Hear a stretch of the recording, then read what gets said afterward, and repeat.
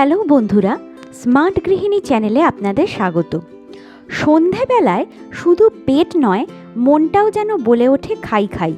আর সন্ধেবেলার স্ন্যাক্স মানে আধুনিক গৃহিণীরা আলুর চপ আর পেঁয়াজি ছাড়াও আপনার পাতে কিন্তু সাজিয়ে দিতে পারে হরেক রকম স্ন্যাক্সের আইটেম। আজ একটা ভিন্ন ধরনের পকোড়া বানালাম। আজ বানাচ্ছি গাজরের পকোড়া। 500 গ্রাম গাজরকে আমি এখানে মিহি করে কুড়ে রেখেছি। আর সাথে যে উপকরণগুলো আমরা নিয়েছি সেগুলো আমি এখানে বলে দেবো, আর এগুলোর পরিমাণও এখানে আপনাদের জানিয়ে দেবো।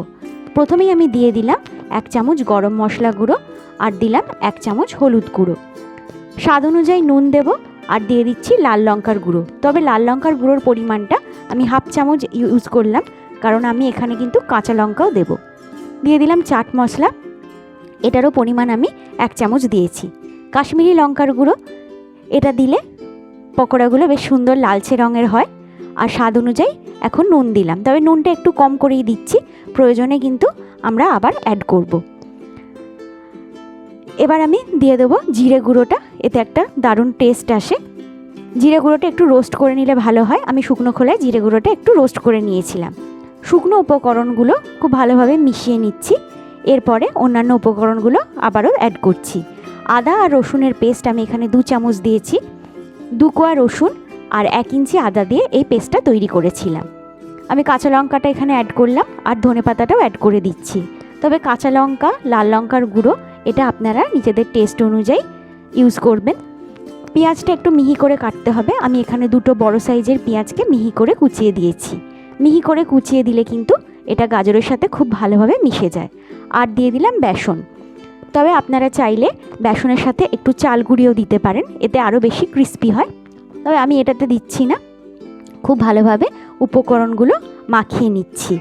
আমরা কিন্তু এটাতে জল দিচ্ছি না, কারণ গাজরটা কোড়ার সময়তে অনেকটাই জল বেরিয়েছে। এই পর্যায়ে একটু নুনটা টেস্ট করে নিতে হবে। যদি দেখেন যে নুনটা কম হয়েছে, এই পর্যায়ে কিন্তু নুন একটু অ্যাড করবেন।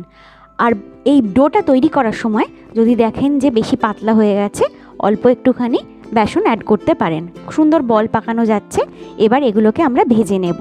আমি কড়াইতে রিফাইন্ড হোয়াইট অয়েল দিয়ে দিয়েছি। একদম খুব ভালোভাবে গরম হয়ে গেলে তেলটা গ্যাসটাকে মিডিয়াম ফ্লেমে রেখে আমরা এবার পকোড়াগুলোকে ভেজে নেব। তবে গ্যাসটাকে কিন্তু মিডিয়াম ফ্লেমেই রাখতে হবে, তা না হলে ওপরটা খুব তাড়াতাড়ি লাল হয়ে যাবে আর ভেতরটা কাঁচা থাকবে। গোল্ডেন ব্রাউন হওয়া পর্যন্ত আমরা চারদিকটা খুব ভালোভাবে ভেজে নেব। এগুলো গোল্ডেন ব্রাউন হয়ে গেছে। এবার এগুলোকে আমরা তুলে নেব। একটা টিস্যু পেপারে তুললেই ভালো হয়, তাহলে কিন্তু অতিরিক্ত তেলটা অ্যাবজর্ব হয়ে যাবে। এইভাবে কিন্তু আমরা বাকি পকোড়াগুলো ভেজে নেব ডুবো তেলে। যেহেতু তেলটা খুব গরমই আছে, তাই গ্যাসটাকে কিন্তু মিডিয়াম ফ্লেমে রেখে দিয়েই আমরা বাকি পকোড়াগুলো ভেজে নেব।